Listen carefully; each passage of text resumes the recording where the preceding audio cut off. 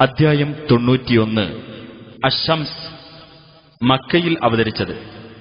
ഒന്നാം സൂക്തത്തിൽ സൂര്യന്റെ പേരിൽ സത്യം ചെയ്തിട്ടുള്ളതാണ് ഈ പേരിന് നിദാനം. ബിസ്മില്ലാഹിർ റഹ്മാനിർ റഹീം. വശംസി വദുഹാഹാ.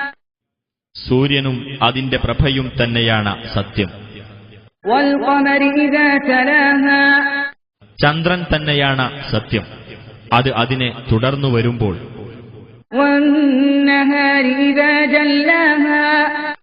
പകലിനെ തന്നെയാണ് സത്യം, അത് സൂര്യനെ പ്രത്യക്ഷപ്പെടുത്തുമ്പോൾ. വല്ലൈലി ഇദാ യഗ്ശാഹാ. രാത്രിയെ തന്നെയാണ് സത്യം, അത് അതിനെ മൂടുമ്പോൾ. വസ്സമാഇ വമാ ബനാഹാ. ആകാശത്തെയും അതിനെ സ്ഥാപിച്ച രീതിയെയും തന്നെയാണ് സത്യം. വൽ അർദി വമാ തഹാഹാ.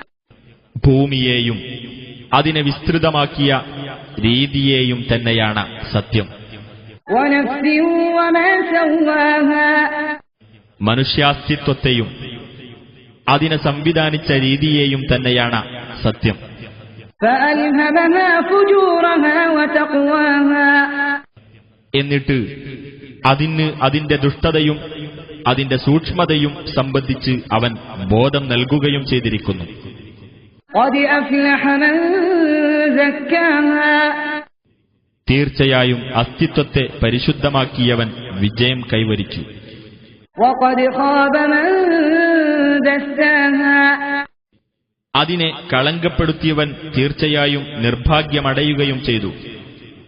കദ്ദബത് സമൂദ് ബിതഗ്വാഹാ. സമൂദ് ഗോത്രം അതിന്റെ ധിക്കാരം മൂലം സത്യത്തെ നിഷേധിച്ചു തള്ളുകയുണ്ടായി. ഇദ് ബഅസ അശ്ഖാഹാ.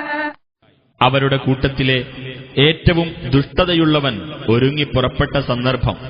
ഫഖാല ലഹും റസൂലുള്ളാഹി നാഖതല്ലാഹി വസുഖിയാഹാ. അപ്പോൾ അല്ലാഹുവിന്റെ ദൂതൻ അവരോട് പറഞ്ഞു, അല്ലാഹുവിന്റെ ഒട്ടകത്തെയും അതിന്റെ വെള്ളം കുടിയും നിങ്ങൾ സൂക്ഷിക്കുക. فكذبوه فعقروها فدمدم عليهم ربهم بذنبهم فسواها. അപ്പോൾ അവർ അദ്ദേഹത്തെ നിഷേധിച്ചു തള്ളുകയും ആ ഒട്ടകത്തെ അറുകൊല നടത്തുകയും ചെയ്തു. അപ്പോൾ അവരുടെ പാപം നിമിത്തം അവരുടെ രക്ഷിതാവ് അവർക്ക് സമൂല നാശം വരുത്തുകയും അവർക്കെല്ലാം അത് സമമാക്കുകയും ചെയ്തു. അതിന്റെ അനന്തരഫലം അവൻ ഭയപ്പെട്ടിരുന്നുമില്ല.